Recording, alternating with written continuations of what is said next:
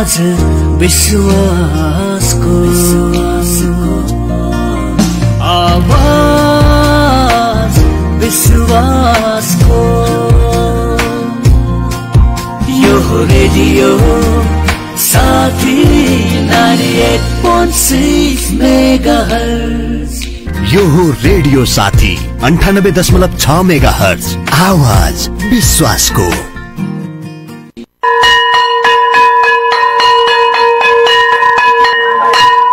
बिहानको 10 बज्यो।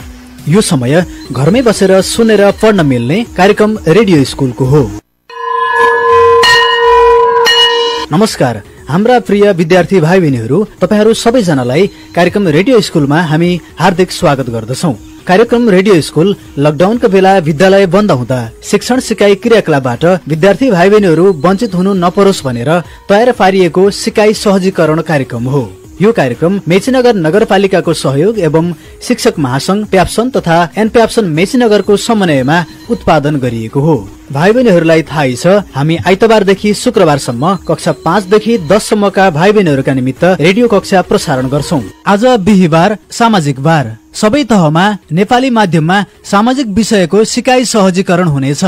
10 बजेदेखि 10:30 बजेसम्म कक्षा 5 र 6 का विद्यार्थी भाइ बहिनीहरूका लागि कक्षा सञ्चालन हुनेछ भने 10:30 बजेदेखि 11 बजेसम्म कक्षा 7 र 8 का विद्यार्थी भाइ बहिनीहरूका लागि कक्षा सञ्चालन हुँदा 11 बजेदेखि 11:30 बजेसम्म कक्षा 9 र 10 का विद्यार्थी भाइ बहिनीहरूका लागि कक्षा सञ्चालन हुनेछ। रेडियो साथी 98.6 मेगाहर्ज, रेडियो साथीको फेसबुक टाइमलाइन तथा अनलाइन radiosathi.com लगइन गरेर पनि कार्यक्रम सुन्न सक्नुहुनेछ। अबको पालोमा कक्षा 5 र 6 का विद्यार्थी भाइ बहिनीहरूका लागि विषय विज्ञ शिक्षकज्यूहरूबाट कक्षा सञ्चालन हुँदैछ। त्यसैले कापी कलम लिएर रेडियो सुन्दै टिपोट गर्दै पढौं है त। हेलो नमस्ते भाइ बहिनीहरू सबैलाई र स्वागत छ आजको यो सिकाइ कार्यक्रममा। सधैँझै आज पनि बिहीबार म नानीहरूलाई सामाजिक विषय लिएर उपस्थित भएको छु। भाइ बहिनीहरूसँग म डिलिराम भण्डारी अरुणोदय सेकेन्डरी बोर्डिङ स्कुलबाट आजको कक्षा लिन गइरहेको छु र आजको कक्षामा म नानीहरूलाई सामाजिक विषय अन्तर्गत रहेका इकाइहरूमध्ये केही पाठहरू पहिला जस्तै केही सुनाएर केही मनन गरेर अध्ययन गरेर पढ्ने कुरामा लिएर जानेछु। भाइ बहिनीहरू आज कक्षा 5 र 6 को सामाजिक विषयलाई लिएर म कक्षालाई समेट्न गइरहेको छु। भाइ बहिनीहरू कक्षा त थोरै फरक नै हुन्छ, कक्षा 5 र 6 को पढाइमा थोरै अन्तर भए पनि भाइ बहिनीहरूलाई म समयान्तरमा दुईटा विषयलाई मजाले बुझाउने कोसिस गर्नेछु। हिजो आज हामी यो कोरोना संक्रमणबाट धेरै त्रसित छौं। विद्यालय लाग्ने पनि कुनै छाँटकाँट छैन र घरमै बसेर हामी विभिन्न विषयहरू फरक फरक दिनमा फरक फरक विषयहरू अध्ययन गरिरहेका छौं। गएको सातामा मैले भाइ बहिनीहरूलाई छरछिमेकीहरूसँग कसरी सम्बन्ध स्थापित गर्ने, कस्तो सम्बन्ध राख्दाखेरि राम्रो व्यवहार प्रदर्शित हुन्छ भन्ने कुराहरू भनेको थिएँ।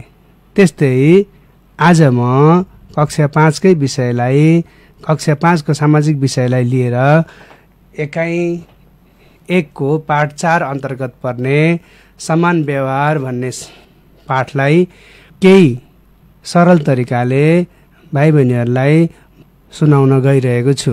भाइ बहिनीहरू हामी समाजमा बस्छौं, हाम्रो छरछिमेकमा हाम्रो ओरतिर परतिर धेरै मानिसहरू बसोबास गर्नुहुन्छ। यो समुदायभित्र बस्दाखेरि हामीहरूलाई धेरै सहयोगहरू चाहिन्छ, जुन कुरा गएको कक्षामा हामीले पढिसकेका छौं। म एउटा सानो कथा भन्न गइरहेको छु। भाइ बहिनीहरू यो कथालाई सुनेर तपाईहरूले पनि यसरी नै मनन गर्नुहुन्छ भन्ने मैले अनुमान गरेको छु अथवा विश्वास गरेको छु। हामीले सबैसँग समान व्यवहार गर्नुपर्छ। कोहीसँग पनि होच्याएर, कसैलाई पनि जातीय रूपमा, कसैलाई पनि धर्मको आधारमा, कसैलाई पनि लिङ्ग अथवा महिला पुरुषको रूपमा कसैलाई पनि तलमाथि अथवा होच्याएर गाली गलौज गर्ने अथवा नराम्रो काम गर्ने, नराम्रो व्यवहार गर्ने कार्य गर्नु हुँदैन। र समान व्यवहार हाम्रो समाजको लागि अति आवश्यक हुन्छ। समाजमा शान्ति स्थापना गर्नको लागि हामीहरूलाई समान व्यवहारको ठुलो खाँचो पर्दछ। ल त भाइ बहिनीहरू, अब म यहाँहरूलाई सानो कुरा, सानो कथाको रूपमा यो पाठलाई बुझाउन गइरहेको छु। धेरै वर्ष अघि सप्तरी जिल्ला, नेपालको सप्तरी जिल्लामा राम प्रवेश नाम गरेका एकजना मानिस बस्दथे।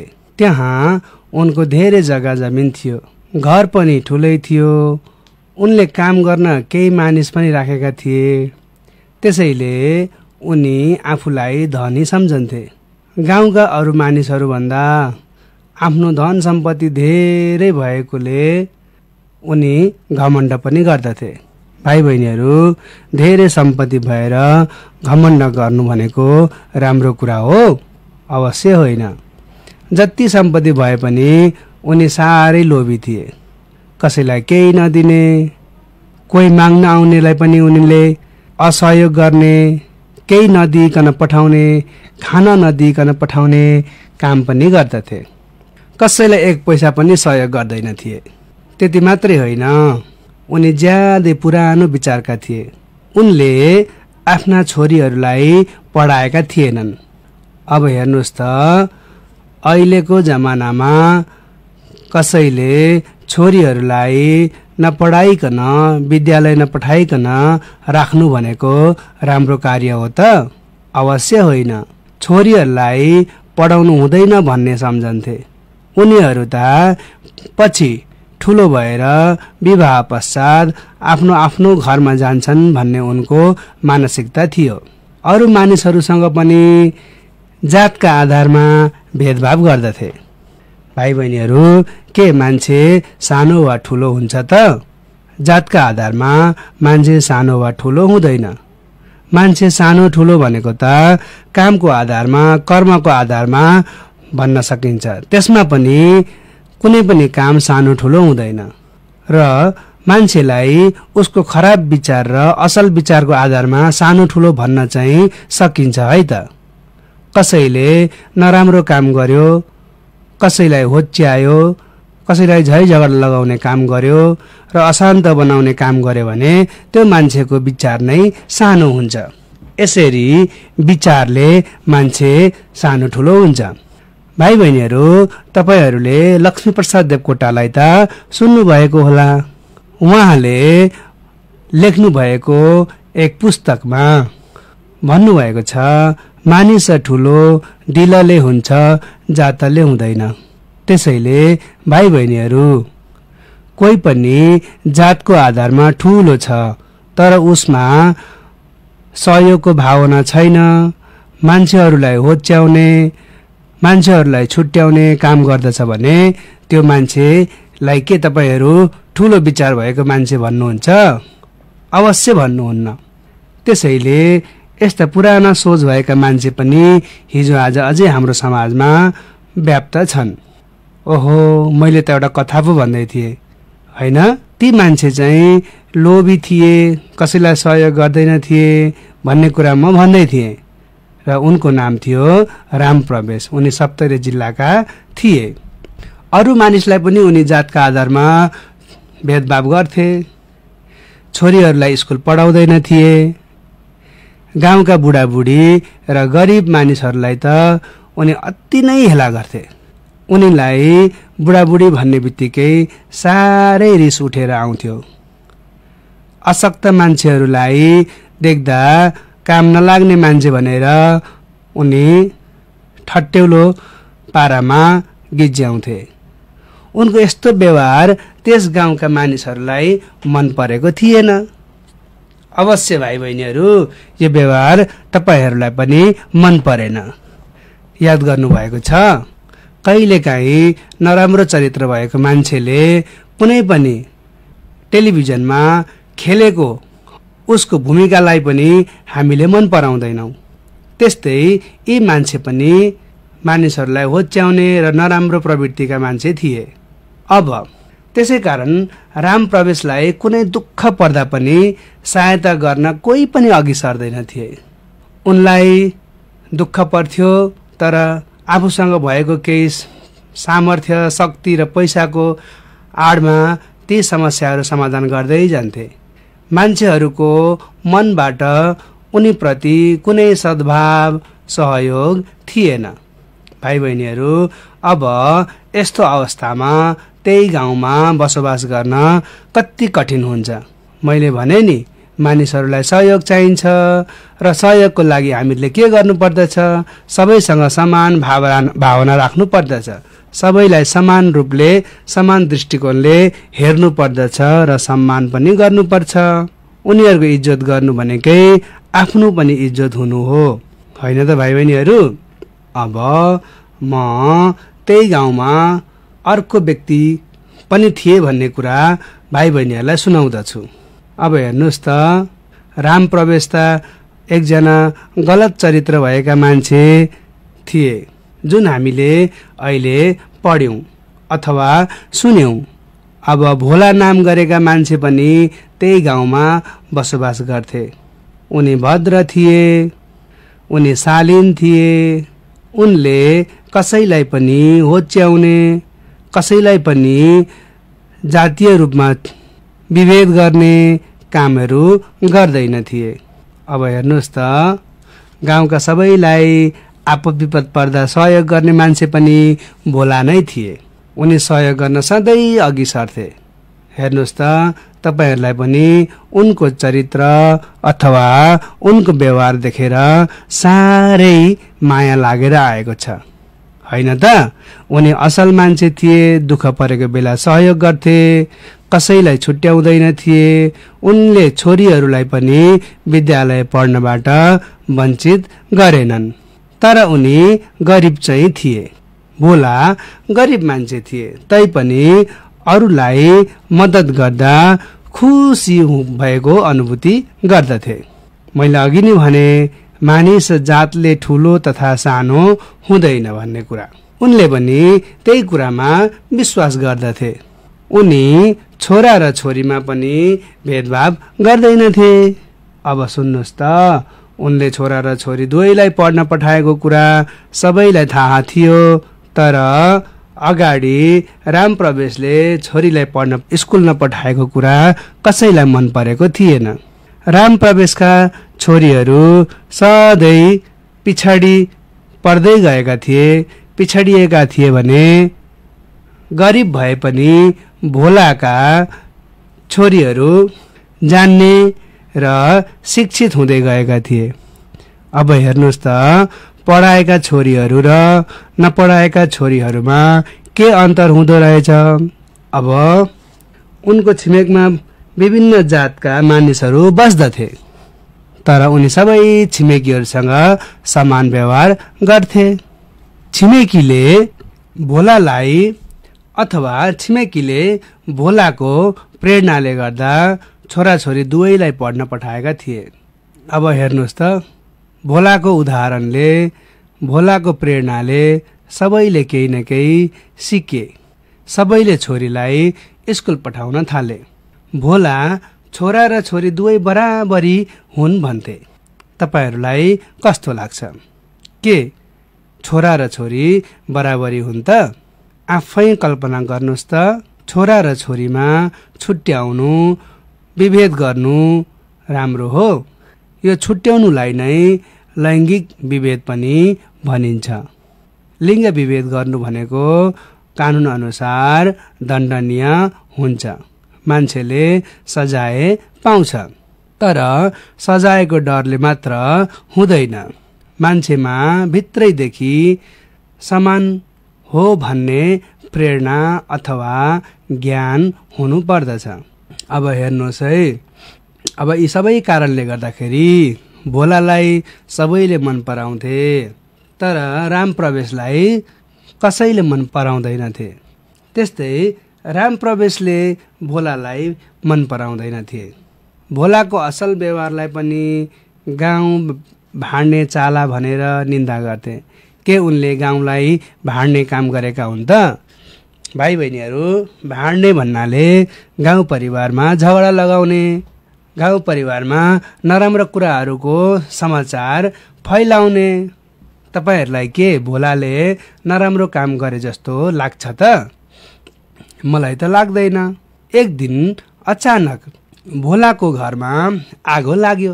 हेर्नुहोस् है, प्राकृतिक विपत्ति भनेको कसैकोमा पनि पर्न सक्छ, कसैकोमा पनि आउन सक्छ। हाम्रो देशमा भुइँचालोले धेरै क्षति पुर्याएको थियो। त्यस्तै वर्षैभरि बर्खाको टाइममा अथवा झरीको समयमा धेरै क्षतिहरू र मानवीय क्षति, जनधनको क्षति हुने गर्दछ। अब त्यस्तै एउटा घटना यहाँ घटेको छ। अचानक भोलाको घरमा आगो लाग्छ। आगोले सबै कुरा डढेर नष्ट भयो। तर गाउँका सबै मानिसहरू मिलेर सहयोग गरे। भोलालाई सहयोग गर्न पाउँदा सबैजना खुसी पनि थिए। उनीहरूले मनैबाट सहयोग गरे। उनलाई बस्ने ठाउँको बन्दोबस्त गरिदिए। उनको घर तथा सामान सबै डढेर नष्ट भएको थियो। सबैले आफूले सकेको लुगाफाटो, खानेकुरा, भाँडाकुँडा आदि दिएर सहयोग गरे। आफूलाई सहयोग गरेको देखेर भोला पनि खुसी भए। अब अर्को वर्ष आखिरी घटना चक्रले सबैलाई उस्तै दुःख दिने गर्दछ। कहिले सुख त कहिले दुःख मान्छेको जीवनमा आइरहन्छ। यो सामान्य कुरा हो। मैले राम्रो काम गरेँ, मलाई चाहिँ किन भगवानले दुःख दिए भनेर कहिले सोच्नु हुँदैन। दुःख र सुख भनेको मान्छेको जीवनमा आइरहने कुरा हुन्, हो कि होइन नानीहरू? राम्रो काम गरेर सुखै सुख र नराम्रो काम गरेर दुःखै दुःख भन्ने कुरा हुँदैन। आफ्नो मनको शान्तिको लागि, गाउँको अथवा आफ्नो समाजको शान्तिको लागि हामीहरू सबैले सकारात्मक काम गरेर, सकारात्मक सोच राखेर अघि बढ्नु पर्दछ। अब हेर्नुहोस् है त, अर्को वर्ष त्यस्तै घटना घट्यो, जुन चाहिँ राम प्रवेशको घरमा थियो। बर्खाको समयमा ठुलो पानी पर्यो। नदीहरू पानीले टम्म भए। गर्दै गर्दै ठुलो बाढी, ठुला पहिराहरू जान थाले। अब नदीको किनारमा भएकोले राम प्रवेशको घर उक्त खोलाले बगाएर धेरै क्षति गर्यो। तर उनलाई कसैले पनि सहयोग गरेनन्। भाइ बहिनीहरू, आफूले गरेको दुष्ट व्यवहारले गर्दा उनलाई कसैले सहयोग गर्न मानेनन्। त्यसपछि राम प्रवेशले अबदेखि कसैलाई पनि असमान व्यवहार नगर्ने अठोट गरे। अब भन्नुहोस् त, के नराम्रो काम गरेर हामीहरूले हाम्रै समाजमा, हाम्रै समुदायमा मानिसहरूको सहयोग पाउन सक्छौँ त? अवश्य सक्दैनौँ। र समाजमा धेरै खालका मानिसहरू हुन्छन्। समाजमा राम्रा मान्छेहरू पनि हुन्छन्, समाजमा नराम्रा मान्छेहरू पनि हुन्छन्। तर पनि हामीहरूले राम्रा मान्छेहरूबाट धेरै कुरा सिक्नु पर्दछ। नानीहरू, एउटा कुरा सोधौँ है त। तपाईहरूको घरको छिमेकमा तपाईँले मन नपराएको अथवा उहाँहरूले तपाईँहरूलाई दुःख दिएको केही घटना सम्झिनुहुन्छ? तर यसलाई नकारात्मक रूपमा नलिनुहोस् है त। मैले भने समाजमा सबै राम्रा मान्छे पनि हुँदैनन्। कहिलेकाहीँ हामीले पनि उनीहरूलाई राम्रो अथवा नराम्रो भनेर छुट्याउन सक्दैनौँ। यसको लागि कानुन पनि हुन्छ। यसको लागि समाजमा ठुला बडा अग्रज मान्छेहरू पनि हुनुहुन्छ। जब कानुनले यस्ता कुराहरू छुट्याउँछ अनि मात्र त्यसको प्रमाण अगाडि आउन सक्छ। नत्र सजिलै कसैलाई राम्रो वा नराम्रो मान्छे भनेर भन्न सकिँदैन र भन्नु पनि हुँदैन। त्यही पनि समाजमा हामीहरू सबै मिलेर बस्नुपर्छ। कहिलेकाहीँ तपाईलाई मन नपर्ने कुराहरू कसैले गरिरहनु भएको छ भने त्यो व्यक्ति केही समयको लागि तपाईको लागि नराम्रो व्यक्ति हुन सक्छ। उक्त मान्छेको व्यवहारले तपाईलाई असर गरेको छ, तपाईलाई नराम्रो भनेको छ, नराम्रो व्यवहारहरू गरेको छ भने त्यस्ता व्यक्तिहरूबाट टाढा रहनु नै राम्रो हुन्छ। तपाईहरू सानो हुनुहुन्छ, समाजमा सबै राम्रा नराम्रा कुराहरू घट्ने स्थान पनि हो। तर पनि हाम्रो समाज अहिलेसम्म राम्रा मान्छेहरूको मिश्रणबाट, राम्रा मानिसहरूको भेलाबाट, समूहबाट बनेको छ। हो कि होइन भन्नुहोस् त? अब मैले भने के तपाईलाई घमण्ड गर्न मन लाग्छ? अवश्य लाग्दैन। हामीहरूले कहिले घमण्ड गर्नु हुँदैन। धेरै जानेर पनि घमण्ड गर्नु हुँदैन, धेरै सहयोग गरेर पनि घमण्ड गर्नु हुँदैन र अरूलाई धेरै सहयोग गरे, अरूलाई धेरै कुरा सिकाए भनेर पनि घमण्ड गर्नु हुँदैन। यो त तपाईको प्रवृत्ति बन्नुपर्छ। बुझ्नुभयो नि? अब एउटा प्रश्न सोध्छु। तपाईलाई राम प्रवेशको चरित्रको बारेमा भने होइन? राम प्रवेशको कस्तो व्यवहार गाउँलाई मन परेको थिएन? भन्नुहोस् त। राम प्रवेशको कस्तो व्यवहार गाउँलेलाई मन परेको थिएन? अवश्य भाइ बहिनीहरू, राम प्रवेशको मान्छेलाई गाउँमा असहयोग गर्ने, विभेद गर्ने र उनीहरूलाई होच्याउने व्यवहार गाउँलेलाई मन परेको थिएन। अब हेर्नुहोस् है त। अब अर्को चरित्र, भोला के कुरामा विश्वास गर्थे? यो त मैले तपाईहरुलाई भनेको थिएँ। भोला के कुरामा विश्वास गर्थे? उनी मानिस ठुलो दिलले हुन्छ अथवा मानिस मनले ठुलो हुन्छ भनेर सबैलाई सुनाउँथे र यस्तै कुरामा उनी विश्वास गर्थे। मानिस ठुलो दिलले हुन्छ तर जातले हुँदैन भन्ने कुरामा विश्वास गर्दथे। अब हेर्नुहोस् त, दुईटा पात्रमा कति धेरै फरक छ त, होइन? राम प्रवेश र भोला। तपाईहरूलाई मनपर्ने पात्र त मलाई थाहा भइसक्यो, होइन? अब एउटा सानो प्रश्न भाइ बहिनीलाई राख्छु है त। तिमी बसेको ठाउँमा राम प्रवेश जस्ता मानिस छन् कि भोला जस्ता मानिस छन्? भन्नुहोस् त। अथवा तपाईहरू बसेको ठाउँमा राम प्रवेश जस्ता मानिसहरू हुनुहुन्छ कि भोला जस्ता मानिसहरू हुनुहुन्छ? तपाईँ कस्तो मान्छे बन्न चाहनुहुन्छ? भन्नुहोस् त। किन? यदि तपाईँ राम प्रवेश जस्तो बन्न चाहनुहुन्छ भने किन त्यस्तो मान्छे बन्न चाहनुहुन्छ भन्नुहोस्। भोला जस्तो मानिस बन्न चाहनुहुन्छ भने किन त्यस्तो मानिस बन्न चाहनुहुन्छ त्यो पनि लेख्नुहोस्। र यो कुरा तपाईले कापीमा लेखेर सक्नुहुन्छ भने हाम्रो फेसबुक पेजको कमेन्ट सेक्सनमा पनि लेखेर देखाउन अथवा सुनाउन सक्नुहुन्छ। यो एउटा रमाइलो कार्य पनि हुनेछ। बुझ्नुभयो नि? अब तपाईँ भन्नुहोस् त। अब अन्तिममा यो पाठमा म भाइ बहिनीहरूलाई के भन्न गइरहेको छु भने हामीहरू सबैजनाले एउटा कुरा सँगै भनौँ है त। दोहोऱ्याउनु पर्छ सबैजनाले है। म आफ्ना छिमेकी तथा साथीभाइहरूलाई भेदभाव गर्दिन, सबैलाई समान व्यवहार गर्दछु। ल त फेरि भन्नुहोस् त। म आफ्ना छिमेकी र साथीभाइहरूलाई भेदभाव गर्दिन, सबैलाई समान व्यवहार गर्दछु। ल त भाइ बहिनीहरू, यहाँहरूले आजको पाठ मजाले बुझ्नुभयो होला भन्ने मैले अनुमान गरेको छु। आजको पाठले हामीलाई सबैमा समान व्यवहार गर्नुपर्छ भन्ने कुरा सिकाएको छ। कसैलाई धर्मको आधारमा, कसैलाई वर्ण अथवा रङको आधारमा, कसैलाई जातको आधारमा, कसैलाई कामको आधारमा छुट्याउनु अथवा विभेद गर्नु, विभेद भन्नाले सानो वा ठुलो मान्नु हुँदैन।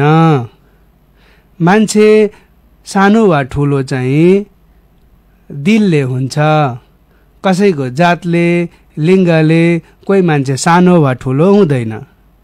अब मलाई आशा छ भाइ बहिनीहरूले आजको पाठको कथालाई पनि मजाले श्रवण गर्नुभयो, सुन्नुभयो र मनमा पनि लिनुभयो होला। यदि तपाईहरूलाई आजको पाठ रमाइलो लागेको छ भने यसको प्रतिक्रिया अवश्य दिनुहोला। तपाईहरूलाई केही समय सुने पश्चात केही समस्याहरू हुँदा फेसबुक पेजमा अथवा हाम्रो रेडियो साथीको कार्यक्रममा रहेको फोनमा पनि सम्पर्क गरेर कुराहरू राख्न सक्नुहुन्छ। यहाँहरूलाई धेरै धेरै स्वागत छ प्रतिक्रियाको लागि। र आजको कक्षा यही सकिएको म जानकारी गराउन चाहन्छु। आशा छ भाइ बहिनीहरूले राम्ररी बुझ्नुभयो होला। र त्यस्तै गरी अर्को हप्ता फेरि म सामाजिक विषयलाई नै लिएर कक्षा 5 र 6 को अर्को पाठमा नानीहरूलाई केही कुराहरू छलफल गरेर सुनाउने कोसिस गर्नेछु। आजको लागि यति नै है त। घरमा रहनुहोस्, सुरक्षित रहनुहोस्। धन्यवाद। By by. भाइ बहिनीहरूलाई फेरि स्वागत छ कार्यक्रम रेडियो स्कुलमा। तपाईहरूले भर्खरै कक्षा 5 र 6 का लागि तयार पारिएको कक्षा सुनिसक्नु भएको छ। कक्षा सुनिसकेपछि तपाईका केही प्रश्न वा जिज्ञासा भएमा रेडियो साथीको फोन नम्बर 023-563-037 मा फोन गरेर प्रश्न टिपाउन सक्नुहुनेछ वा हाम्रो फेसबुक पेजमा समेत प्रश्नहरू पठाउन सक्नुहुनेछ। अर्को कक्षामा भाइ बहिनीहरूको जिज्ञासाको समाधान गर्ने प्रयास गरिनेछ। अबको पालोमा कक्षा 7 र 8 का भाइ बहिनीहरूका लागि तयार पारिएको कक्षाहरू सञ्चालन गर्दै कक्षा 7 र 8 का विद्यार्थी भाइ बहिनीहरू कापी कलम लिएर तयार रहनुहोस् है त। नमस्ते। रेडियो साथी मार्फत हरेक दिन 10 बजेदेखि 11:30 बजेसम्म तपाईहरुले सुन्दै आउनुभएको कार्यक्रम रेडियो स्कुलमा उपस्थित भइसकेको छु। आज म केशव पोखरेल तपाईहरुको सामाजिक विषयको शिक्षक कक्षा 7 र 8 का विद्यार्थी भाइ बहिनीहरूको लागि सामाजिक विषय लिएर उपस्थित भएको छु। म त भाइ बहिनीहरू, आज तपाईहरु सामाजिक विषय अन्तर्गत कक्षा 7 र 8 का विद्यार्थी भाइ बहिनीहरूको लागि हामी सामाजिक नियमका बारेमा केही चर्चाहरू गर्नेछौं।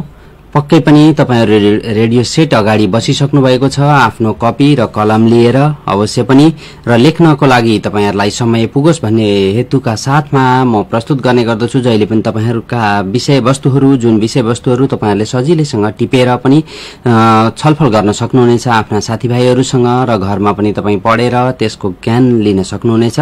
अवश्य पनि विद्यार्थी भाइ बहिनीहरू, आज म तपाईहरुसँग सामाजिक नियमका बारेमा कुराकानी गर्नेछु। अब भने तपाईहरु तयार बस्नुहोस् है त। भाइ बहिनीहरू, समाजलाई व्यवस्थित रूपमा सञ्चालन गर्न समाजद्वारा तयार गरी व्यवहारमा आएका नियम नै सामाजिक नियम हुन्। त के अरे भाइ बहिनीहरू, सामाजिक नियम भनेको के हुन् त भन्दा कुनै पनि समाजलाई, त्यो समाजलाई व्यवस्थित रूपमा अगाडि बढाउनको लागि, त्यसलाई चलाउनको लागि त्यो समाजमा बनाइएका नियमहरूलाई सामाजिक नियम भनिन्छ।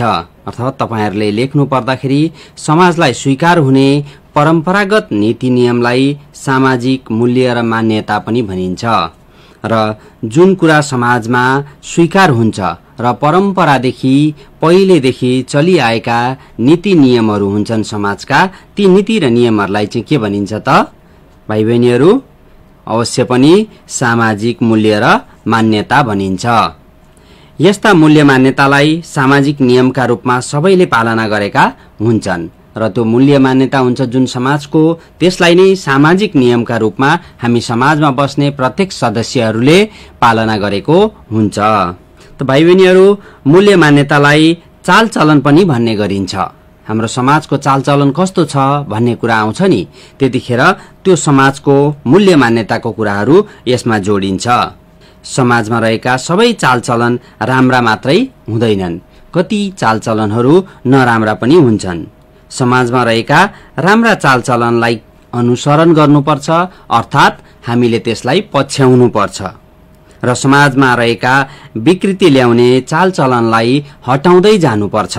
समाजबाट ती कुराहरूलाई हामी हाम्रै पहलमा, त्यही समाजमा बस्ने हामी सदस्यहरूको पहलमा हटाउँदै जानुपर्छ। असल सामाजिक चालचलनले व्यक्ति र समाजलाई जहिले पनि सही बाटोमा हिँडाउन सहयोग पुर्याइरहेको हुन्छ। जुन समाजमा राम्रा चालचलनहरू हुन्छन् त्यो समाज जहिले पनि सही बाटोमा हिँडिरहेको हुन्छ र सो समाजमा बस्ने सदस्यहरू पनि सही बाटोमा हिँडिरहेका हुन्छन्। त भाइ बहिनीहरू, पक्कै पनि तपाईहरुले सामाजिक नियमका कुराहरू अथवा सामाजिक नियम भनेको के रहेछ बुझ्नुभयो होला, होइन त? पक्कै पनि अब भने हामी कुराकानी गर्नेछौं समाजमा हामीले के नियमहरू पालना गर्ने गर्छौं त। तपाईहरु पनि पक्कै पनि आफ्नो कपीमा यो कार्यक्रम सकिएपछि आफ्नो गाउँ समाजमा, तपाईको समाजमा, तपाई बसेको समाजमा तपाईहरुले गर्दै गर्नुभएका नियमहरूको टिपोट गरेर एउटा सूची बनाउन सक्नुहुनेछ। हामी समाजमा बसेर के गर्छौं त? हामीले कुन नियमहरूको पालना गर्छौं त? आफूभन्दा ठूलालाई आदर गर्ने र सानालाई माया गर्ने यो प्राय सबै समाजहरूमा रहेको नियम हो। परिवारको ज्येष्ठ सदस्यले भनेको सबैले मान्ने। ज्येष्ठ सदस्य भन्नाले के त भाइ बहिनीहरू? तपाईहरूको परिवारमा भएका सबैभन्दा ठूलो मान्छे अर्थात सबैभन्दा जेठो मान्छेलाई ज्येष्ठ सदस्य भनिन्छ र समाजको यो नियम हो कि समाजमा रहेको, परिवारमा रहेका ज्येष्ठ सदस्यले भनेको कुरा सबैले मान्नुपर्छ अर्थात त्यो भन्दा सानाहरूले मान्नुपर्छ। चाडपर्वमा परिवारका सबै सदस्य जम्मा भई रमाइलो गर्ने नियमहरू पनि अथवा मूल्य र मान्यताहरू पनि हाम्रो समाजमा रहेको हुन्छ। त्यस्तै विवाह, व्रतबन्ध, न्वारन, पास्नी जस्ता संस्कारमा समाजमा भएका सबै जम्मा भई शुभकामना आदान प्रदान गर्ने पनि हाम्रो नियम, समाजको नियम हुन्छ, होइन त? जस्तो कसैको घरमा विवाह, व्रतबन्ध अथवा कुनै पूजा पाठहरू भयो भने हामी के गर्छौं त भन्दा ओल्लो घर, पल्लो घर सबै छरछिमेकहरूलाई बोलाउँछौं, रमाइलो गर्छौं अनि शुभकामनाहरू दिनु छ भने चाडपर्वहरूको शुभकामना आदान प्रदान गर्छौं, साटासाट गर्छौं, नाचगान गर्छौं, होइन त? पक्कै पनि भाइ बहिनीहरूले बुझिसक्नुभयो होला यो कुरा कि हामी शुभकामना कसरी आदान प्रदान गर्छौं भन्ने कुरा हो। यो गर्नु पनि समाजको एउटा नियम हो। त्यस्तै समुदायमा कुनै व्यक्तिको मृत्यु भएमा सबै जम्मा भई दाह संस्कार र आवश्यक सहयोग गर्ने हाम्रो एउटा चलन छ नि समाजमा। मर्दाको मलामी, जिउँदाको जन्ती भन्ने कुरा पक्कै पनि यसभन्दा अगाडिको पोइन्टमा अथवा योभन्दा अगाडिको कुरामा मैले गरेको थिएँ नि। विवाहमा सबै जम्मा हुने, जन्ती जाने, समाजमा बसिसकेपछि ओल्लो घर पल्लो घरलाई बोलाउने, होइन? अनि त्यसै गरी समाजमा कसैको मृत्यु भयो भने सबैजना जम्मा हुने अनि त्यो दुःखमा सबैले साथ दिने त्यो परिवारलाई, अनि दाह संस्कार गर्ने आफ्नो रीतिरिवाज, परम्परा, धर्म, संस्कृति अनुसारको दाह संस्कार हुन्छ। सोही अनुसार क्रियाकलापहरू पनि गर्ने गरिन्छ। यस्तो काम गर्नु पनि समाजको के हो त भन्दा एउटा नियम हो। त भाइ बहिनीहरू, तपाईहरुले समुदायमा रहेका कुवा, धारा, इनार, कुलो, बाटो, धार्मिक स्थलको सरसफाई तथा संरक्षण गर्ने गरेको पनि त देख्नु भएको होला नि तपाईहरुको आफ्नै समाजमा। हो, यो गर्नु पनि एउटा के हो त भन्दा समाजको नियम हो। र यस्तो ठाउँमा पालो पर्खने बानी बसाल्ने पनि गर्नुपर्छ। यस्ता ठाउँहरू छन् जहाँ हामी भिडभाड हुन्छ, धारामा पानी लिन जाँदाखेरि अथवा कुनै धार्मिक स्थल, मन्दिर, चर्च, गुम्बामा पूजा पाठहरू गर्न जाँदाखेरि आफूभन्दा अगाडि धेरै छन् भने लाइनमा बस्ने नियम छ भने लाइनमा बसेर कसरी हुन्छ पालो पर्खने गर्नुपर्छ। कसैले अगाडि जान्छु भनेर बलमिच्याइ गरेर अगाडि जानु हुँदैन। यो पनि हाम्रो समाजको एउटा के हो त भाइ बहिनीहरू? नियम हो पक्कै पनि। त्यसै गरी दुखी, अशक्त, अपाङ्ग, असहाय, टुहुरा, वृद्ध वृद्धा आदिलाई पनि सहयोग गर्ने बानी बसाल्नु पर्दछ। यो पनि हाम्रो समाजको एउटा नियम हो। त्यस्तै गरी हामीले समाजमा बसिसकेपछि हाम्रो गाउँघरमा पाहुना, गुरु गुरुआमा, आमा बुवा सबै हुनुहुन्छ।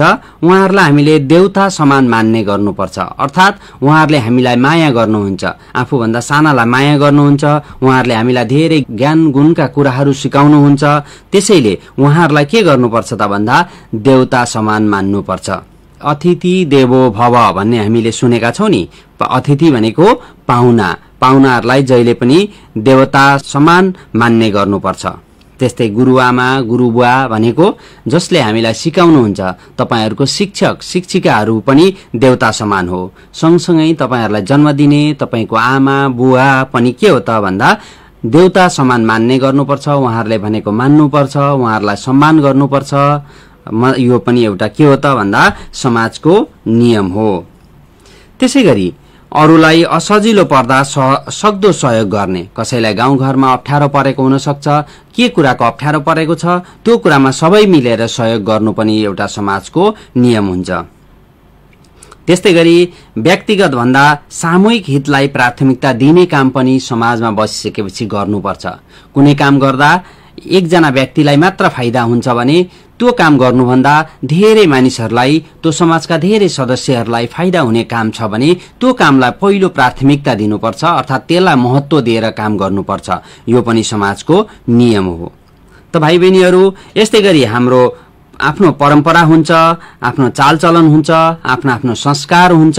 ती कुराहरू समाजमा बसिसकेपछि सबैले आफ्नो तरिकाले मान्न पाउने हुन्छ र मान्नु पर्ने पनि हुन्छ। यो पनि आफ्नो समाजको नियम हो। यसलाई पनि हामी सामाजिक नियम अन्तर्गत राख्न सक्दछौँ।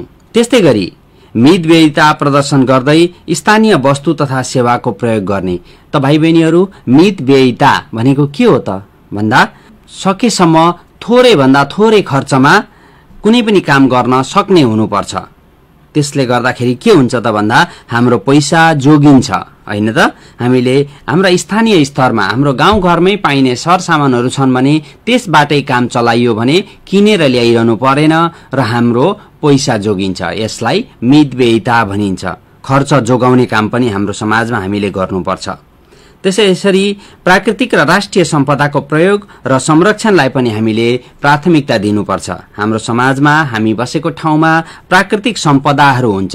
वन जंगल खोला नाला पाटी पौवा आदिहरू हुन्छन्। त्यस्तै राष्ट्रिय सम्पदाहरू पनि हुन्छ। राष्ट्रियको सम्पत्तिको रूपमा रहेका ठूलठूला मन्दिरहरू होलान् समाजमा, होइन? त्यस्तै गरी वन जंगल पनि त राष्ट्रिय सम्पत्ति नै हो। यो कुराहरूको चाहिँ हामीले के गर्नुपर्छ त भन्दा संरक्षण गर्नुपर्दछ। त यी सबै कुराहरू चाहिँ हाम्रो सामाजिक नियमहरू अन्तर्गत पर्दछन्। समाजमा बसिसकेपछि हामीले समाजका यी नियमहरूलाई के गर्नुपर्छ त भाइ बहिनीहरू?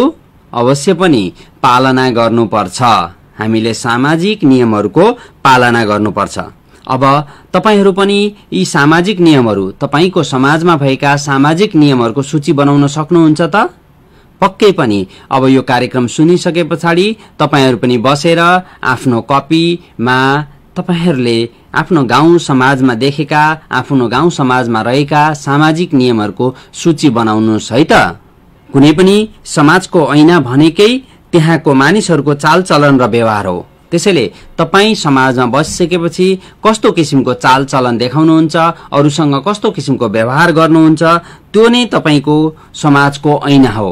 अरूले अथवा तपाईको समाजभन्दा बाहिरका मानिसहरूले त्यो समाज कस्तो छ भनेर हेर्ने भनेकै तपाईहरूले देखाउने व्यवहार, तपाईहरूले देखाउने चालचलन हो। त्यसैले हामीले हाम्रो समाजमा बसिसकेपछि अनुकूल शिष्ट अनुशासित व्यवहार अपनाउनु पर्दछ। त समाजलाई जहिले पनि हामीले सभ्य र आदर्श बनाउनका लागि सकेसम्म त्यस समाजका हरेक व्यक्तिले समाजका नियमहरूको पालना गर्नु पर्दछ। त भाइ बहिनीहरू, सामाजिक नियमहरूका बारेमा केही कुराहरू हामीले यहाँ छलफल गर्यौं।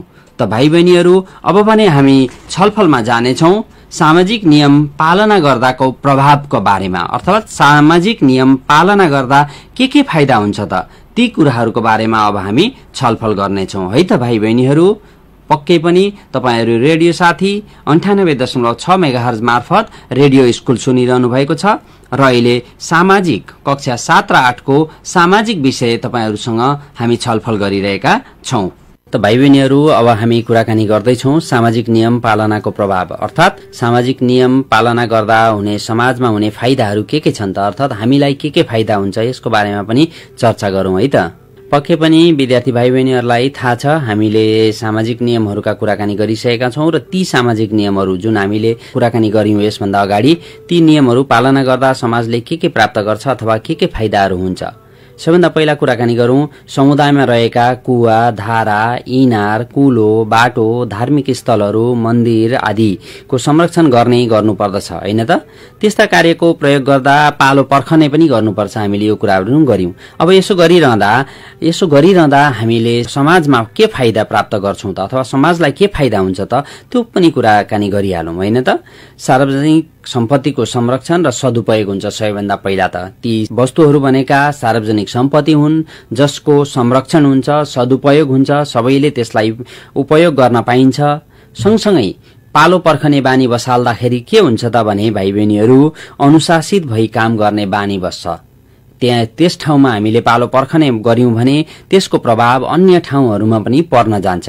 हाम्रो बानीको विकास हुन्छ। ओहो हामीले त काम गर्दाखेरि पालैसँग गर्नुपर्छ, पालो पर्खने गर्नुपर्छ भन्ने कुराको विकास हुन्छ। धेरै ठाउँमा हामी काम गर्न जानुपर्ने हुन्छ, ठूलो भिडभाड हुन सक्छ।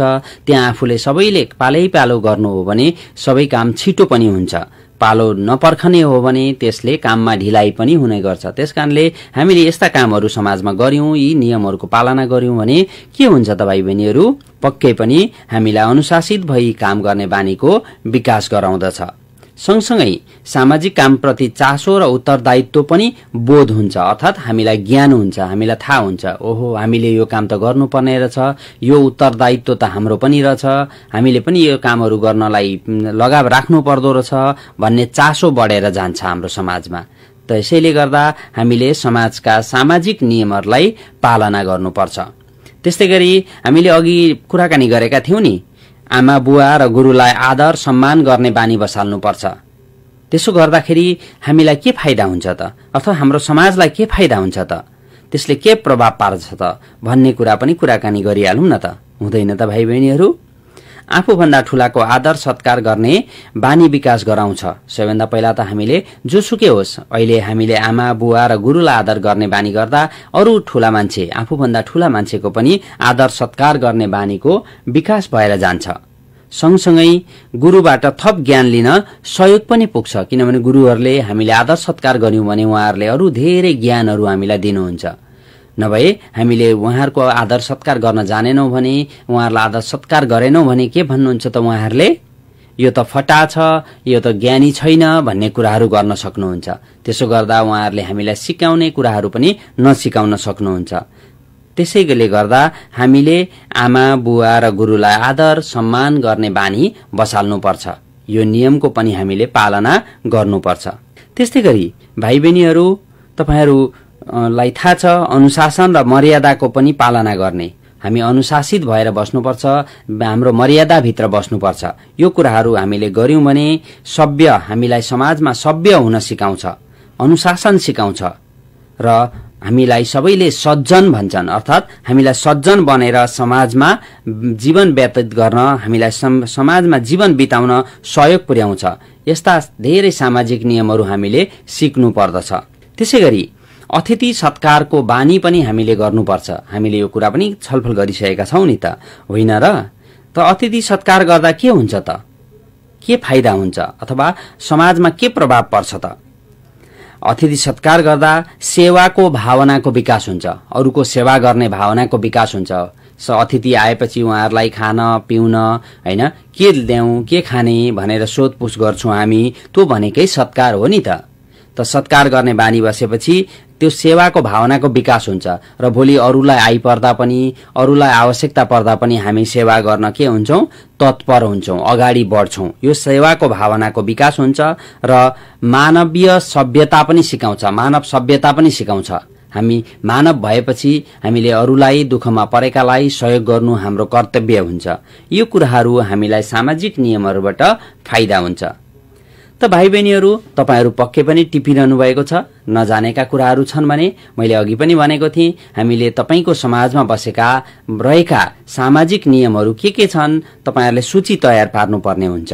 त्यसकारणले कार्यक्रम ध्यानपूर्वक सुनिरहनु भएको होला अवश्य पनि। कार्यक्रम सके पछाडि तपाईहरु आफ्नो कपीमा आफ्नो समाजमा भएका नियमहरू, तपाईले समाजमा बसेपछि पालना गरिरहेका नियमहरू के हुन् सूची तयार पार्नुस् है त। त्यस्तै गरी अर्को हामीले कुरा गरेका थियौं, प्राकृतिक वस्तुको संरक्षण, प्रकृतिमा रहेका वस्तुहरूको सम्पदाहरूको संरक्षण गर्नुपर्छ। यसले गर्दा के फाइदा हुन्छ त समाजलाई अथवा हामीलाई? वातावरण सन्तुलन राख्न सहयोग पुर्याउँछ। हामीले प्रकृतिको कुरा गर्दा प्रकृति भनेकै वातावरण हो नि त वातावरण सन्तुलित हुन्छ। वातावरण सन्तुलित भयो भने यो सृष्टि, यो संसार चल्न पनि सहयोग पुग्छ सहज रूपमा, र जसले गर्दा हाम्रो स्वास्थ्य पनि राम्रो हुन्छ। त्यसैगरी जन्मदेखि मृत्युसम्म गरिने विभिन्न संस्कारहरूको पालना गर्नुपर्छ। हामी समाजमा बसिसकेपछि हाम्रो रीतिरिवाज, हाम्रो धर्म संस्कृति अनुसार विभिन्न रीतिरिवाजहरू, संस्कारहरू हामीले पालना गरिरहेका हुन्छौं। त्यसको पालना गर्नु पनि हाम्रो समाजको सामाजिक नियम हो। त्यसो गर्दाखेरि के हुन्छ त भने परिवार तथा समाजमा घुलमिल गराउन सहयोग पुर्याउँछ हामीलाई। जसरी कोही मरेको बेलामा हामी मानव चामल लिएर जान्छौं, सहयोग गर्न जान्छौं, मलामी जान्छौं। त्यो अवस्थामा एक अर्कासँग चिनजान हुन्छ, गाउँघरका मान्छेहरूसँग घुलमिल हुन सकिन्छ सजिलैसँगले। त्यसैगरी व्यक्तिको योगदानको कदर गर्न पनि सहयोग गर्छ। व्यक्तिको योगदानको कदर गर्न भन्नाले समाजमा बसिसकेपछि सामाजिक कामहरूमा, सामूहिक कामहरूमा सहयोग गर्न अग्रसर भइसके पछाडि उसले गरेको काम देखेर अरू पनि खुसी हुन्छन्। ओहो, यसले त राम्रो काम गर्दो रहेछ, यो त सहयोगी छ भन्ने कुराहरू सबैले गुणगान गाउँछन् नि त। त्यसैले गर्दा भाइ बहिनीहरू, जन्मदेखि मृत्युसम्म गरिने विभिन्न संस्कारहरू हुन्छन्, त्यसको पालना गर्नुपर्छ। त्यस्ता कामहरूमा हामी सहयोगी हुनुपर्छ र सहभागी पनि बन्नुपर्छ। त्यसैगरी हामीले परम्परागत मूल्य मान्यताको अनुसरण पनि गर्नुपर्छ। हाम्रो उहिलेदेखि चलिआएका परम्परागत मूल्य र मान्यताहरू हुन्छन् जसलाई हामीले सामाजिक नियमका रूपमा पालना गरिरहेका हुन्छौं समाजमा। त्यसको अनुसरण गर्नुपर्छ, त्यसलाई पछ्याउनुपर्छ, त्यसलाई हामीले सँगसँगै लिएर जानुपर्छ। राम्रा कुराहरूलाई सँगसँगै लिएर जानुपर्छ, नराम्रा कुराहरू छन् भने त्यसलाई परिमार्जन गर्दै पनि जानुपर्छ। त भाइ बहिनीहरू, अनुशासन, त्यसले गर्दाखेरि हामी के हुन्छौं त भन्दा त्यसबाट हामीले अनुशासन सिक्छौं, त्यसबाट हामी लोभ लालचमा नपर्ने हुन्छौं। त्यस्तै क्षणिक भौतिक सुख लिने प्रवृत्ति पनि हामीबाट घटेर जान्छ। त्यस्तै गरी मानव सेवा गर्न पनि सिकाउँछ हामीलाई। हामी त्यस्ता कामहरूमा लाग्यौं भने हाम्रो परम्परागत मूल्य मान्यताहरूले हामीलाई सदैव अगाडि बढ्न प्रेरणा प्रदान गर्ने गर्दछ। यो पनि त हाम्रो लागि फाइदाको कुरा हो। भने हामी अर्को कुरा गर्न सक्छौं, विभिन्न चाडपर्व मान्ने गर्नुपर्छ हामीले समाजमा बसिसकेपछि। त्यसले के फाइदा हुन्छ त भन्दा हाम्रो समाजमा रहेको अथवा हाम्रो सामाजिक मूल्य र मान्यता अनुसारका संस्कृतिहरू, परम्पराहरू, रीतिरिवाजहरू एक पुस्ताबाट अर्को पुस्तामा हस्तान्तरण गर्नको लागि सहयोग पुर्याउँछ। यसो गर्नाले किनभने हामीभन्दा अगाडिका हाम्रा अग्रजहरूबाट त्यस्ता संस्कृतिहरूको कुराहरू, उहाँहरूले गरेका कुराहरू देख्छौं, त्यहाँबाट सिक्छौं र हामीले सिकेका कुराहरू हाम्रा सन्ततिहरूलाई पनि सिकाउँछौं। यसरी गर्दै जाँदाखेरि एक पुस्ताबाट अर्को पुस्तामा हाम्रो कला, संस्कृति, रीतिरिवाजहरू के हुन्छ त भन्दा हस्तान्तरण हुँदै जान्छ, सर्दै जान्छ।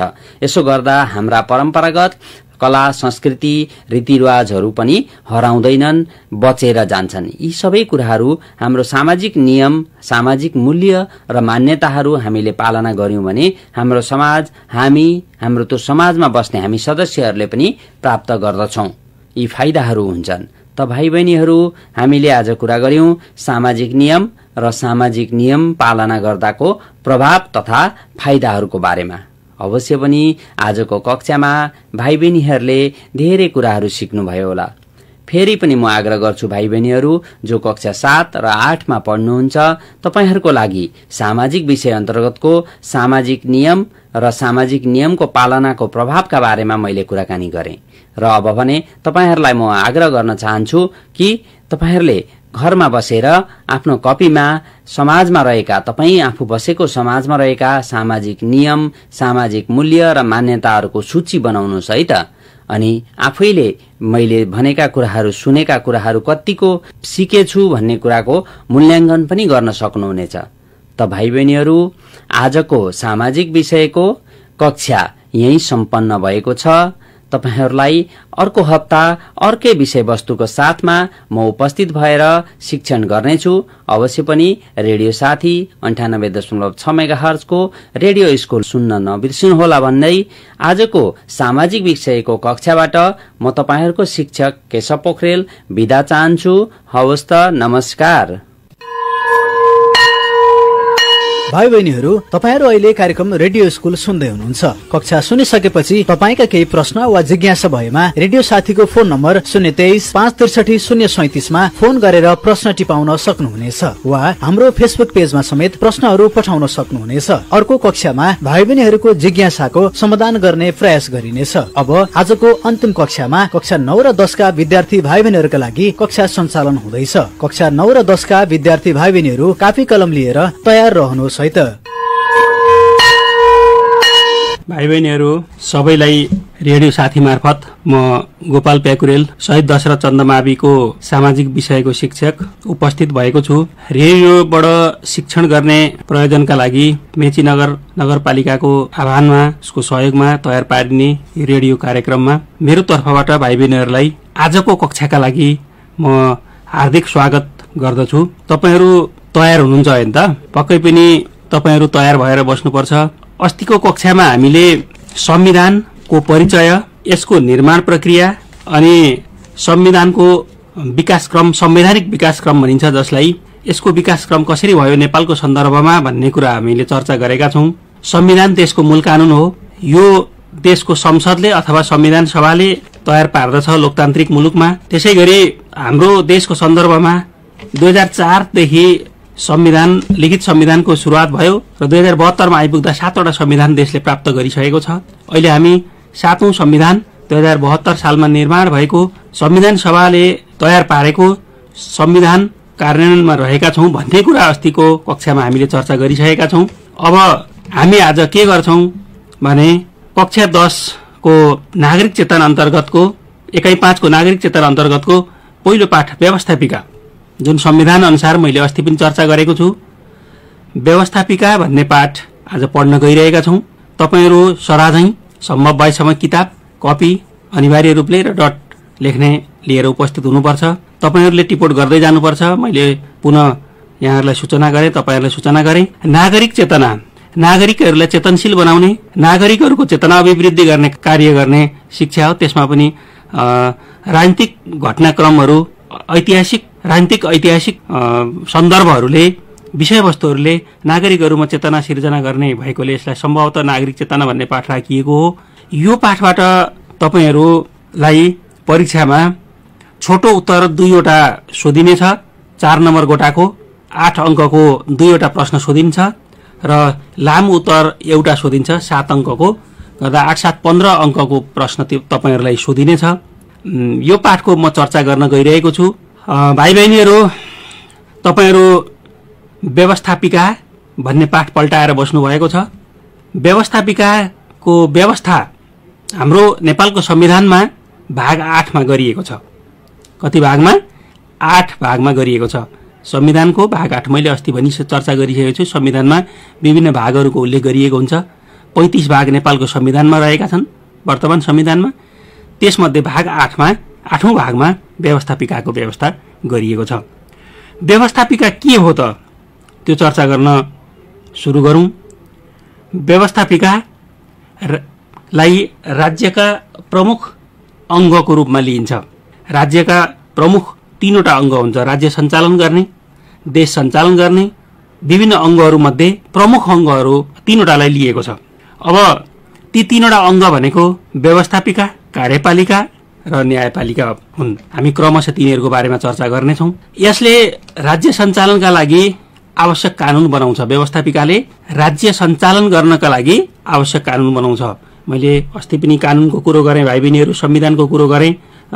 कानून बनाउने कार्य भनेको व्यवस्थापिका, जो देशको लागि आवश्यक कानून, कस्तो कानून आवश्यक पर्छ, देशको माटो सुहाउँदो भनिन्छ, देशको परिवेश सुहाउँदो, देशको आर्थिक, सामाजिक, राजनीतिक अवस्था अनुसारको कानून निर्माण गर्ने काम व्यवस्थापिकाले गर्दछ।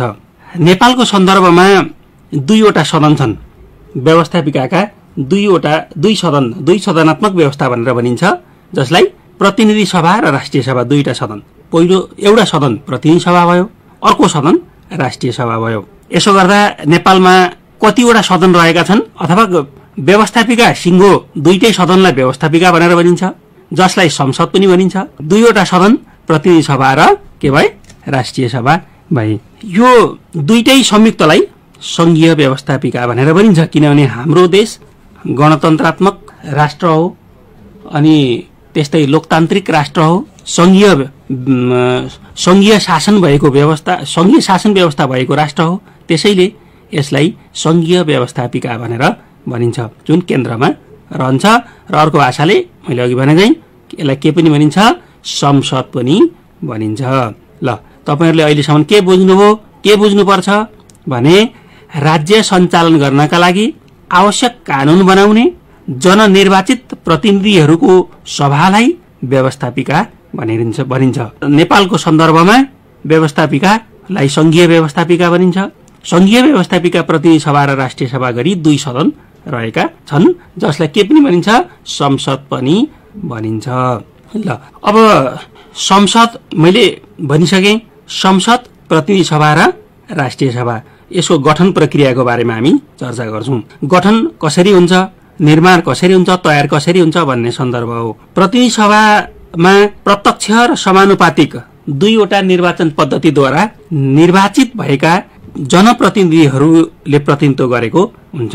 केमा? प्रतिनिधि सभामा। सुन्नुहोस् है राम्ररी ध्यान दिएर। प्रतिनिधि सभा र राष्ट्रिय सभा नामका दुईवटा संसद छन्, दुईवटा सभा छन्, जसलाई संघीय व्यवस्थापिका भनिन्छ। प्रतिनिधि सभामा दुईवटा निर्वाचन पद्धतिद्वारा निर्वाचित जनप्रतिनिधिहरूले प्रतिनिधित्व गरेको पाइन्छ अथवा कानूनी व्यवस्था रहेको छ। त्यो दुईवटा निर्वाचन पद्धति भनेको प्रत्यक्ष निर्वाचन पद्धति अथवा प्रत्यक्ष निर्वाचन प्रणाली र समानुपातिक निर्वाचन प्रणाली हो। प्रत्यक्ष निर्वाचन प्रणाली भनेको व्यक्ति पहिलो हुने। प्रत्यक्ष निर्वाचन प्रणाली भनेको कस्तो अरे? व्यक्ति पहिलो हुने। व्यक्ति पहिलो हुने अथवा मतदाताहरूले मत दिइसकेपछि जुन धेरै जना निर्वाचनमा भाग लिने उम्मेद्वार हुने मध्येमा सबैभन्दा बढी मत प्राप्त गर्ने व्यक्ति निर्वाचित हुने व्यवस्था प्रत्यक्ष निर्वाचन पद्धति हो। देशलाई 165 वटा निर्वाचन क्षेत्रमा विभाजन गरेको छ भनेको निर्वाचन प्रयोजनको लागि 165 निर्वाचन क्षेत्र कायम गरिएको छ देशलाई।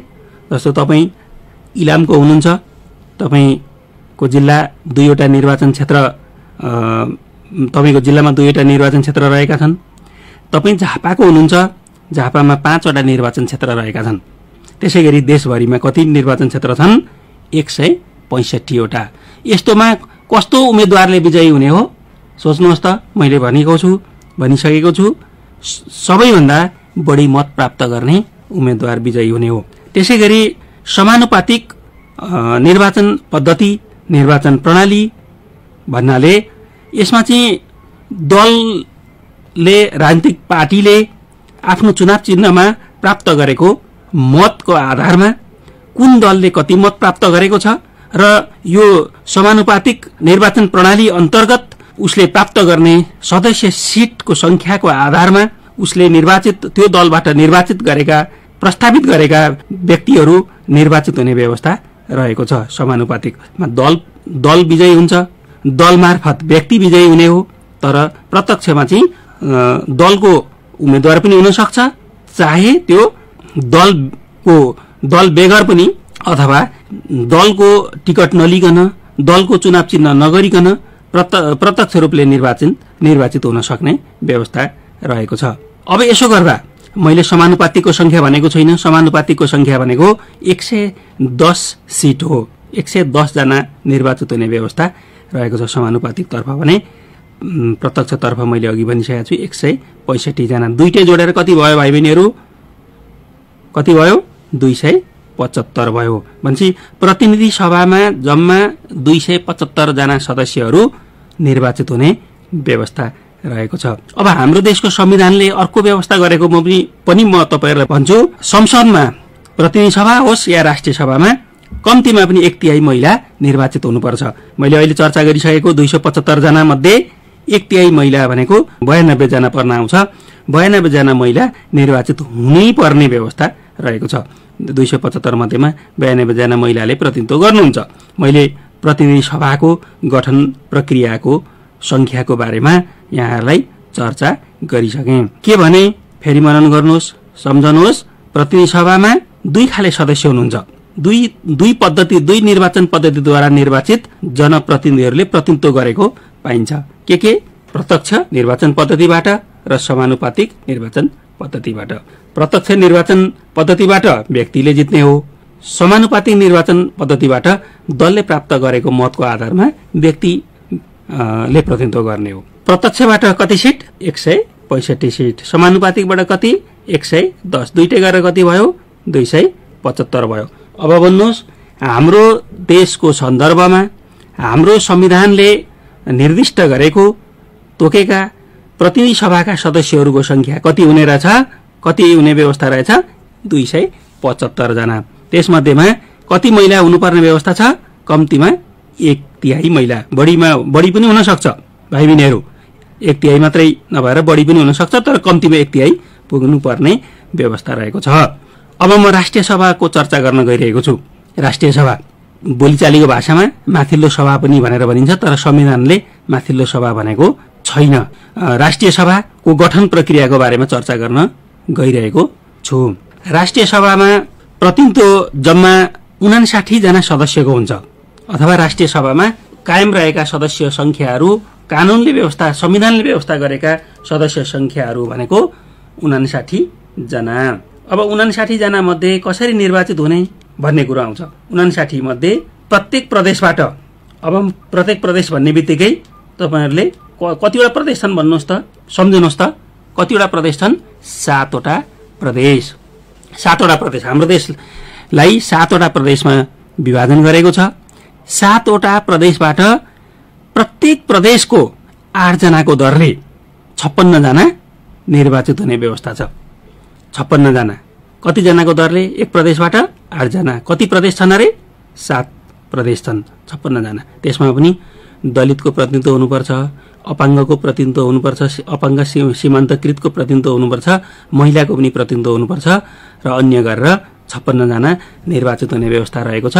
अब सरकारको सिफारिसमा, मन्त्री परिषदको सिफारिसमा राष्ट्रपतिले 3 जना, एक महिला सहित 3 जनालाई मनोनित गर्ने व्यवस्था रहेको छ। गर्दा 56 प्लस 3 गरेर कति भयो? 59 सदस्य रह्यो।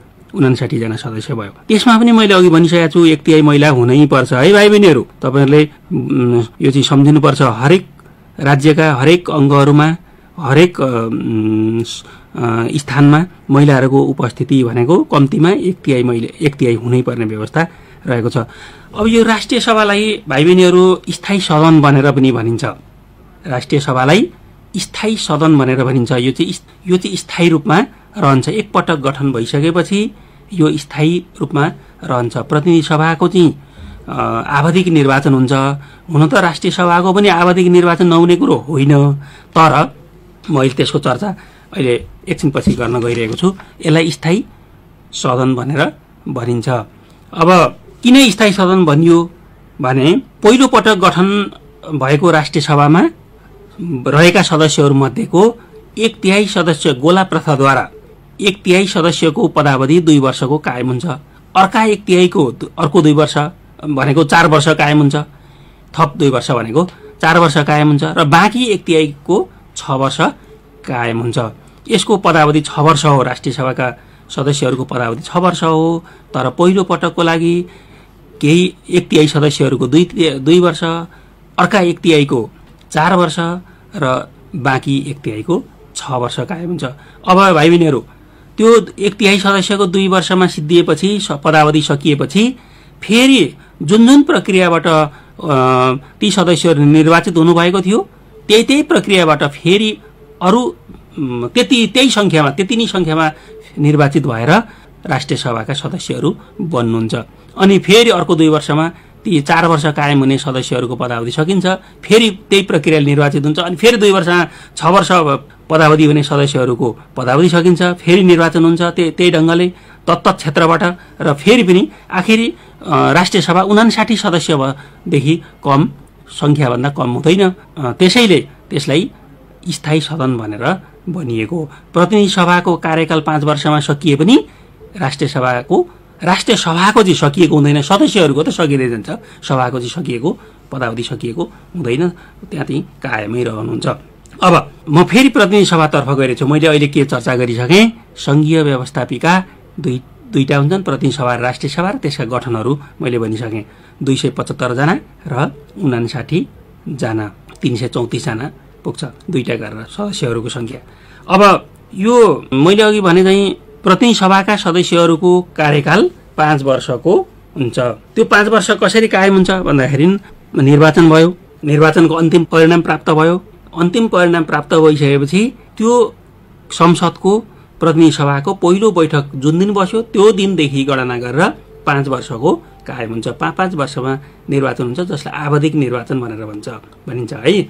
त्यसै गरी मैले अघि भने राष्ट्रिय सभाको 6 वर्ष मैले फेरि दोहोऱ्याउन खोजेँ र 2 वर्षको पदावधि हुन्छ। अब ती सांसदहरूको जसलाई हामी सांसद भनेर भन्छौँ, व्यवस्थापिका संघीय व्यवस्थापिकाका सदस्य भनेर भन्छौँ, ती सदस्यहरूको योग्यताको हामी चर्चा गर्छौँ। सदस्य बन्नको लागि कति योग्यता चाहिन्छ भन्ने कुराको चर्चा गर्न गइरहेका छौँ।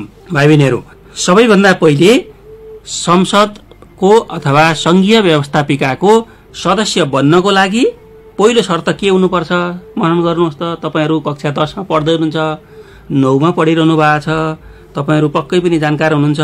पहिलो शर्त भनेको उहाँहरू चाहिँ नेपाली नागरिक हुनुपर्छ। नेपाली नागरिक, गैर नेपाली नागरिकले संसदमा व्यवस्थापिकामा प्रतिनिधित्व गर्न पाउँदैन है। नेपाली नागरिक हुनु पर्यो। तपाईहरू पनि 16 वर्ष पुगिसकेपछि तपाईँ नेपाली नागरिकता प्राप्त गर्न सक्नुहुन्छ। 18 वर्ष पुगेपछि तपाईँ बालिक हुनुहुन्छ, मतदान गर्न पाउनुहुन्छ है। नेपाली नागरिक हुनुपर्छ। अब प्रतिनिधि सभाको हकमा, प्रतिनिधि सभामा उम्मेद्वार बन्नको लागि चाहे प्रत्यक्षबाट होस् चाहे समानुपातिकबाट होस् 25 वर्ष पूरा भएको हुनु पर्दछ। कति वर्ष रे? 25 वर्ष। के को लागि? व्यवस्थापिका संसदको प्रतिनिधि सभा अन्तर्गत सदस्यमा उम्मेद्वार बन्नको लागि तपाईँ 25 वर्ष पुग्नु भएको छैन भने नेपाली नागरिक भएर पनि सदस्यमा उम्मेद्वार बन्न पाउनुहुन्न। दुईटा योग्यता भए है त, नेपाली नागरिक र उमेरको कुरो। अब राष्ट्रिय सभाको हकमा चाहिँ 35 वर्ष हो नि भाइ बहिनीहरू। कति वर्ष रे? 35 वर्ष। प्रतिनिधि सभाको 25 वर्ष, राष्ट्रिय सभाको 35 वर्ष, 10 वर्ष ज्यादा हुनुपर्छ। किन?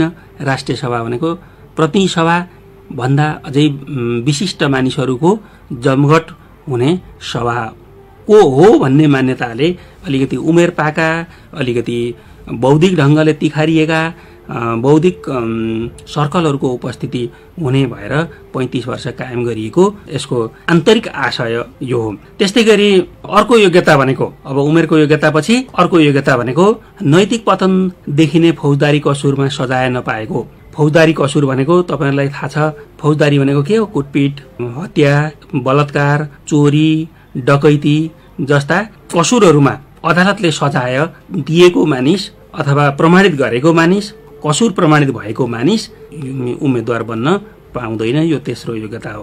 त्यस्तै गरी संघीय कानूनले अयोग्य नभएको, संघीय कानूनले जुन जुन अवस्थामा अयोग्य हुन्छ संसदको सदस्य बन्नका लागि भनेर व्यवस्था गरेको हुन्छ, त्यो कानूनले अयोग्य नठहरिएको अथवा योग्य भएको त्यस्ता व्यक्तिहरू प्रतिनिधि सभा अथवा राष्ट्रिय सभा दुवैको सदस्य बन्न सक्दैनन्, अयोग्य नभएका व्यक्तिहरू है।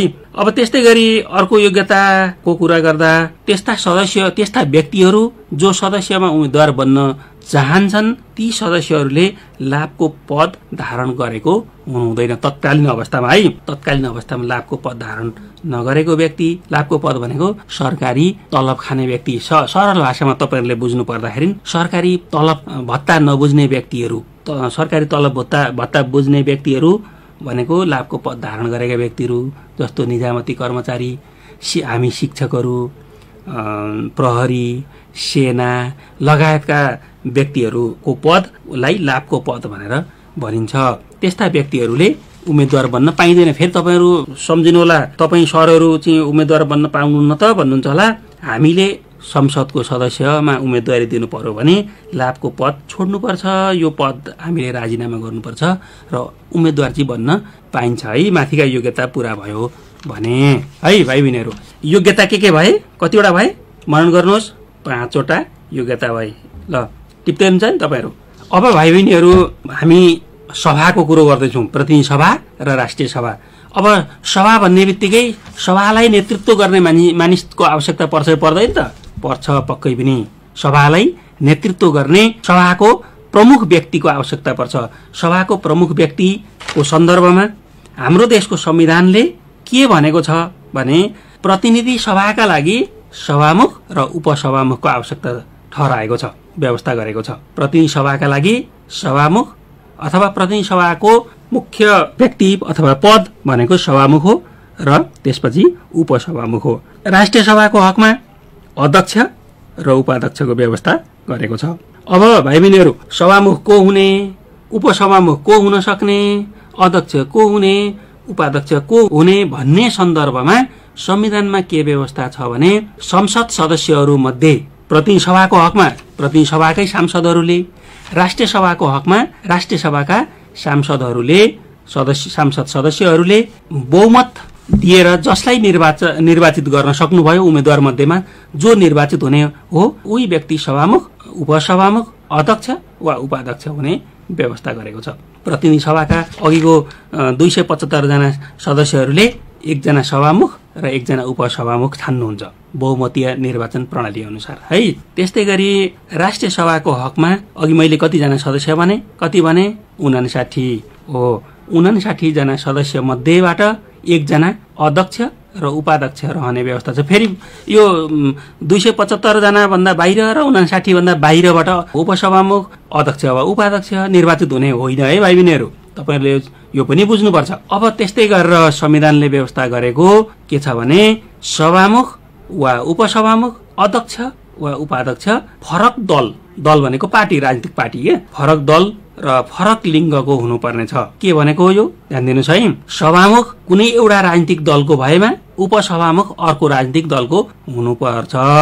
के अरे, सभामुख एउटा राजनीतिक दलको भए उपसभामुख अर्को राजनीतिक दल, सभामुख एउटा लिङ्गको भए अथवा पुरुष भए उपसभामुख महिला, अथवा सभामुखमा महिला भए उपसभामुखमा पुरुष, फरक लिङ्ग भनेको त्यो एउटै लिङ्ग र एउटै राजनीतिक दलको सभामुख वा उपसभामुख रहने व्यवस्था छैन। त्यस्तै गरी अध्यक्ष र उपाध्यक्षको हकमा पनि त्यही हो। राष्ट्रिय सभाका अध्यक्ष र उपाध्यक्षको हकमा पनि त्यही नै हो। अध्यक्ष एउटा दलको, उपाध्यक्ष अर्को दलको, अध्यक्ष एउटा लिङ्गको, उपाध्यक्ष अर्को लिङ्गको हुनुपर्ने व्यवस्था छ। त्यस्तै गरी ती सभामुख र उपसभामुखले, ती अध्यक्ष र उपाध्यक्षले त्यो सदनको नेतृत्व गरेको हुन्छ। सभामुखको अनुपस्थितिमा उपसभामुखले र अध्यक्षको अनुपस्थितिमा उपाध्यक्षले संसदको सभाको नेतृत्व गरेको हुन्छ, सञ्चालन गरेको हुन्छ। अब मैले यसको चर्चा गरिसकेपछि अब व्यवस्थापिकाले भरे हामी व्यवस्थापिका कार्यहरू पनि पढ्छौँ, कानुन निर्माण गर्ने काम गर्छ यसले भन्ने चर्चा गर्छौँ। कानुन बनाउनको लागि, देशमा कानुनको स्थापना गर्नको लागि व्यवस्था भएको व्यवस्थापिकाको आफ्नै किसिमको कानुन भन्ने प्रक्रिया छ, अथवा देशको कानुन कसरी बन्छ भन्ने चर्चा गर्छौँ पहिले हामी, भरे कार्यहरूमा पछि चर्चा गरौँला है त। कानुन बन्ने प्रक्रिया के हो भन्ने सन्दर्भमा हामी चर्चा गर्छौँ। भाइ बहिनीहरू, देशमा कानुन बन्ने प्रक्रियाका स्टेपहरू छन्। प्रक्रिया भनेको तिनी स्टेपहरू हुन्। कसरी बन्छ, संघीय संसदले कसरी कानुन बनाउँछ भन्ने कुराहरू पनि तपाईहरुले जान्नुपर्छ, बुझ्नुपर्छ। तपाईहरु ठूलो कक्षामा गइसक्नु भएको छ है भाइ बहिनीहरू। संघीय संसदले कानुन बन्ने प्रक्रिया सबैभन्दा पहिले सरकारले कानुनको मस्यौदा प्रस्तुत गर्दछ। कानुनको मस्यौदा प्रस्तुत गर्छ, जसलाई हामी विधेयक भनेर भन्छौँ। विधेयक भनेको के हो भन्दाखेरि कानुनको प्रस्तावित रूप। कसले तयार गर्छ?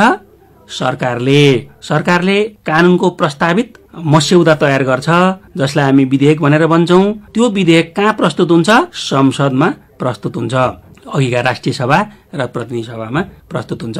अब त्यसै गरी पारित गर्ने काम संसदले गर्छ। व्यवस्थापिका हाम्रो देशको सन्दर्भमा अघिको के भन्यौँ हामीले? संघीय व्यवस्थापिका भन्यौँ नि हो। पारित गर्ने काम तिनै संघीय व्यवस्थापिकाले गर्दछ। पहिले कसले तयार गर्ने? सरकारले तयार गर्ने, के तयार गर्ने, विधेयक तयार गर्ने र कहाँ प्रस्तुत गर्ने, संसदमा, अनि पारित गर्ने काम कसले गर्ने, संसदले गर्ने। अब संसदले पारित गरिसकेपछि पारित गरेन भने त कानून भएन, सकिगयो। तर पारित गरिसकेपछि त्यसलाई प्रमाणित गर्नुपर्छ। कसले प्रमाणित गर्ने? सभामुखले प्रमाणित गर्ने। अनि त्यसपछि प्रमाणीकरण गर्ने काम राष्ट्रपतिले गर्ने हो। अनि त्यसपछि राष्ट्रपतिले प्रमाणित गरिसकेपछि त्यो चाहिँ कानून बन्छ। अब देशमा कानून कसरी बन्दो रहेछ भन्ने कुरो तपाईले थाहा पाउनुभयो नि, हैन? भाइ बहिनीहरू, आज हामीले व्यवस्थापिका अन्तर्गत व्यवस्थापिकाको परिचय, व्यवस्थापिकाको गठन, व्यवस्थापिकाको सदस्यहरूको लागि आवश्यक पर्ने योग्यता, त्यसपछि व्यवस्थापिकाले कानून कसरी बनाउँछ भन्ने कुराको चर्चा गर्यौं। आजको कक्षा यिनै चर्चाका साथ तपाईहरुबाट म बिदा हुन चाहन्छु। हवस् त, नमस्कार। भाइ बहिनीहरू, आजका लागि सबै कक्षाहरू सम्पन्न भइसकेका छन्। कक्षा सुनिसकेपछि तपाईका केही प्रश्न वा जिज्ञासा भएमा रेडियो साथीको फोन नम्बर 023-563-037 मा फोन गरेर प्रश्न टिपाउन सक्नुहुनेछ वा हाम्रो फेसबुक पेजमा समेत प्रश्नहरू पठाउन सक्नुहुनेछ। अर्को कक्षामा भाइ बहिनीहरूको जिज्ञासाको समाधान गर्ने प्रयास गरिनेछ। भाइ बहिनीहरू, आजलाई कार्यक्रम रेडियो स्कुल यति नै। तपाईहरू यी सबै कक्षाहरूको अडियो हाम्रो फेसबुक टाइमलाइनमा गएर दोहोर्याई सुनेर थप प्रश्न हुन सक्नुहुनेछ। भोलिको कक्षामा पुनः हाम्रो भेट हुनेछ। लकडाउनका बेला घरमै बसी कार्यक्रम सुनेर अभ्यास गर्दै पढ्दै गर्नुहोला है त। तबसम्मका लागि सबै विषय शिक्षकहरूको साथमा प्राविधिक साथी करिना पौडेलसँग